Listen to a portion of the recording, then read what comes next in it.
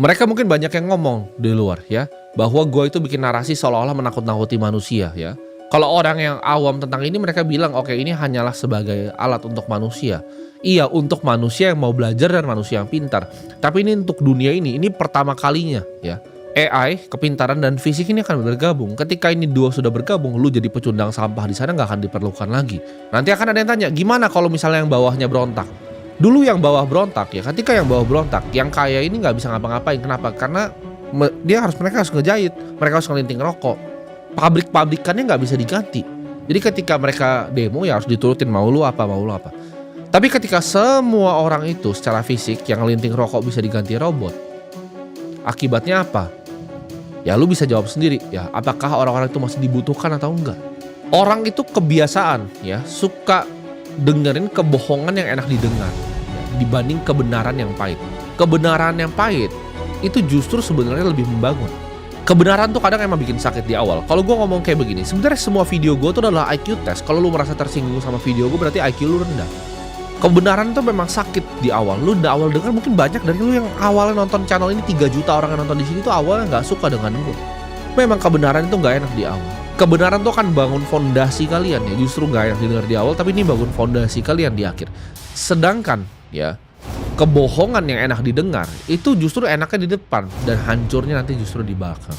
Kebenaran itu membakar semangat ya. Sedangkan kebohongan tuh bagaikan racun yang masuk dalam badan lu. Lu kalau masih miskin, lu telan ego dan dengarkan apa yang sedang gua ajarin ke lu di sini. Gak usah jadi orang yang sok pintar kalau lu masih miskin, karena gak ada yang lu tahu di dunia ini. Artinya buktinya masih miskin. Bukti intelektual sejati itu ketika dia bisa dapatkan apa yang dia mau di hidup ini. Ya. Dan hidup ini membutuhkan uang. Jadi gua yakin kalau orang itu gak kaya pasti gak gitu pintar. Lu ngerasa lu enak gitu kan punya gaji bulanannya. Memang nyaman dan enak rasanya. Punya gaji bulanan tuh nyaman dan enak. Itu kayak obat bius. Lu cuman mastiin bahwa oke, saya bisa makan hari ini ya, saya bisa pulang naik motor, enak gitu, gaji bulanan. Lu akan lari di tempat terus ya kalau mindset lu cuman pikir gaji demi gaji ya. Lu harus mikir gimana caranya setelah lu udah pulang nih, lu kerja 9 jam, apalagi yang lu harus kerjain untuk dapat income tambahan. Kita ngomongin income bukan cuman gaji di sini. Entah lu belajar otomisasi AI, lu belajar gimana cara jadi clipper, lu bikin sistem yang banyak sekali clipper lu. Lu harus pelajari sesuatu gitu, lu belajarin crypto trading ketika pulang. Lu cari gitu, gimana caranya AI automation, gimana caranya crypto trading. Apapun itu lu harus berani kerjain, yang penting income lu tuh bisa nambah. Lu jangan bangga gitu, lu cuma nabung di bank pakai gaji UMR lu, itu uang lu gak akan kemana-mana ya. Lu kayak kakek-kakek aja nabung di bank. Ada sisa pun dari gaji lu yang kecil itu ketika ditabung ya, dimakan inflasi, lu pasti jadi orang miskin yang sama. Lu gak akan pernah bisa beli rumah, lu gak akan pernah bisa beli mobil ya. Karena sekarang ya, yang dulu kelas menengah itu kelas bawah sekarang. Ketika lu lihat lu pengen belanja rumah, semuanya sudah mahal sekali. Rumah 2 miliar tuh udah gak proper, rumah 1 miliar tuh udah gak bisa ditinggalin. Lu harus tingkatin income, lu besarin jumlah uang yang bisa disimpan dan lu investasikan di aset-aset yang langka dan diinginkan banyak sama manusia, aset-aset masa depan. Lu jangan nabung di bank, lu belinya Bitcoin, lu belinya indeks Nasdaq, lu belinya Chinese tech, lu pelajarin aset-aset langka yang diinginkan sama banyak orang tuh apa. Lu jangan stuck di rasa aman, karena di dunia ini gak ada yang aman. Ya lu rasa aman dengan gaji lu, besok lu dipecat sama bos lu, apa yang aman? Lu rasa uang lu aman di bank, dimakan inflasi besok.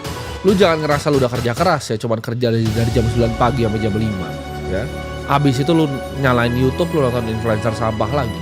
Karena uang tuh cuma datang ke mereka yang layak, uang tuh datang ke mereka yang pintar ya. Uang tuh datang ke mereka yang tahu cara ngerti main game. Ada yang mungkin denial, gue ngomongin enggak apa sih gue tabung di deposito, enggak, lu goblok gitu. Makanya ada di desa ya, yang waktu itu dapat mobil, lu lihat semuanya sekarang. Ketika mereka dapat uang banyak, mereka beli mobil, rame-rame itu miskin semua. Karena miskin itu mental. Jadi jangan ngerasa, lu saya nggak privilege, saya nggak ini, saya nggak punya kesempatan. Lu goblok. Udah, gitu. Lu miskin sama dengan lu manusia goblok.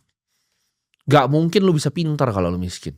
Kemiskinan itu adalah penyakit kayak wabah. Satu desa dapat uang banyak, mereka beli mobil ya kayak wabah, miskin lagi pasti. Desa itu memang ditakdirin yang udah miskin gitu orang-orangnya. Ya lu harus ambil aksi. Tadi gue bilang tadi, lu pulang income-nya gimana tambahin ya. Ketika lu diajak nongkrong teman-teman, lu pikir nih kalau nongkrong keluar duit berapa ratus ribu nih. Ini kalau gue investasikan masa depan future value-nya berapa. Lu harus pikir, apakah keputusan yang saya bikin hari ini 10 tahun lagi akan matters atau enggak. Itu framework-nya gitu. Ketika gue mau investasi, ketika gue mau lakukan suatu usaha, ketika gue mau lakukan suatu aksi, apakah video yang gue bikin ini saat ini gue bacot di depan kamera ini ya buat ngomong ke orang-orang gak berguna kayak lu itu, apakah akan berdampak nih 10 tahun? Kenapa? Karena misi gue pengen bebasin lu semua dari rantai finansial. Gue pengen bebasin lu semua dari sistem perbudakan finansial. Makanya video ini gue bikin gitu. Lu tau gak what it takes untuk jadi 0,01? Itu kayak lu datang ke stadium ya, isi 10.000 orang ya, ini berantem sampai mati gitu kan, lu keluar jadi satu-satunya pemenang. Lu mau jadi orang kaya, lu harus jadi 0,01. Nah, mampu gak lu dari 280 juta orang Indonesia itu 0,01? Lu udah gua ajarin nih, oke, lu nambah income lu, sisihin duitnya gimana? 50%, oke, lu beliin Bitcoin, 30% lu taruh mana? Lu beli kelas AI kayak kelas trading crypto, terserah lu beli 30%. 20% lu pakai buat apa? Lu pakai untuk dana cadangan lu.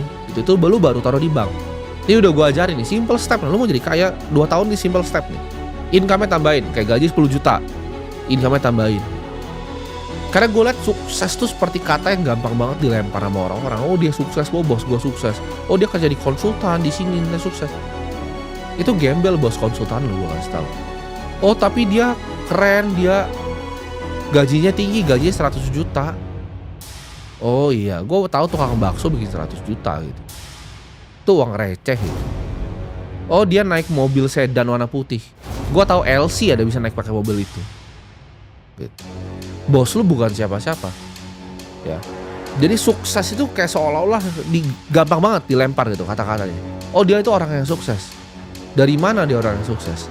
Bos lu itu cuma di kantor kecilnya doang kelihatan sukses. Dia keluar dari gedung kantor lu ya, ke depan tukang warung aja kagak tahu dia itu siapa. Terus gimana caranya lu ngomong bos lu itu sukses? Role model lu harus lu benerin gitu. Siapa nih yang lu mau ikutin untuk lu beneran jadi orang? Bos lu ketika keluar dari kotak kecilnya itu ya, gedung kecilnya itu, dia keluar set gitu kan, dia makan aja, nobody gives a fuck, gak ada yang peduli sama dia. 2 tahun sampai 2027 itu menurut gue cukup untuk menjadi kaya. Ya kalau lu bener-bener tekun, lu naikin income-nya besar, lu bener-bener tekun, cukup untuk jadi kaya.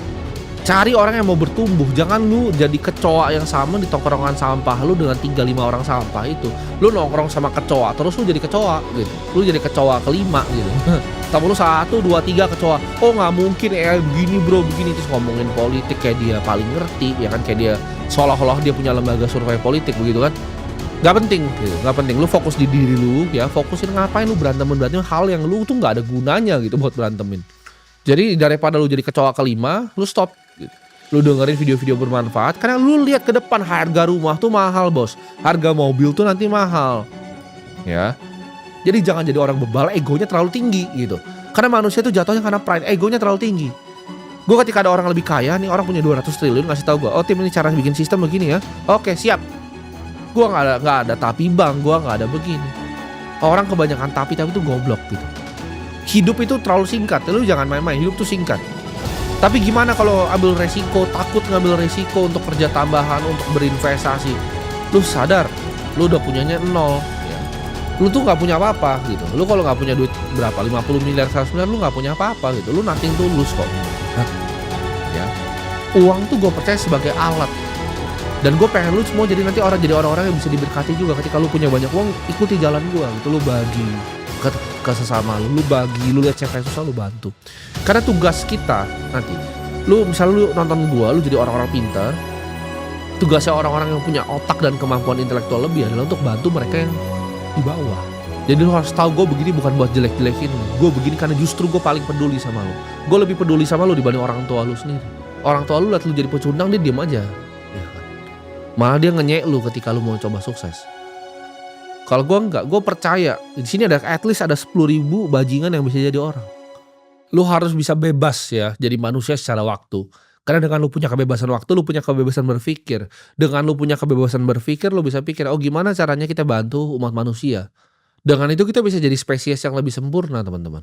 Karena komitmen adalah proses untuk mengeliminasi alternatif. Jadi kalau ketika lu komitmen untuk jadi kaya, lu eliminasi semuanya. Tongkrongan lu eliminasi semuanya.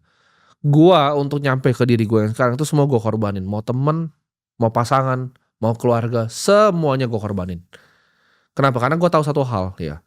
Gue dilahirin di dunia ini untuk bikin sesuatu. Ketika gue punya uang yang banyak, gue bisa menginspirasi lebih banyak orang. Ketika gue punya uang yang banyak, gue bisa bikin manusia jadi spesies yang lebih baik.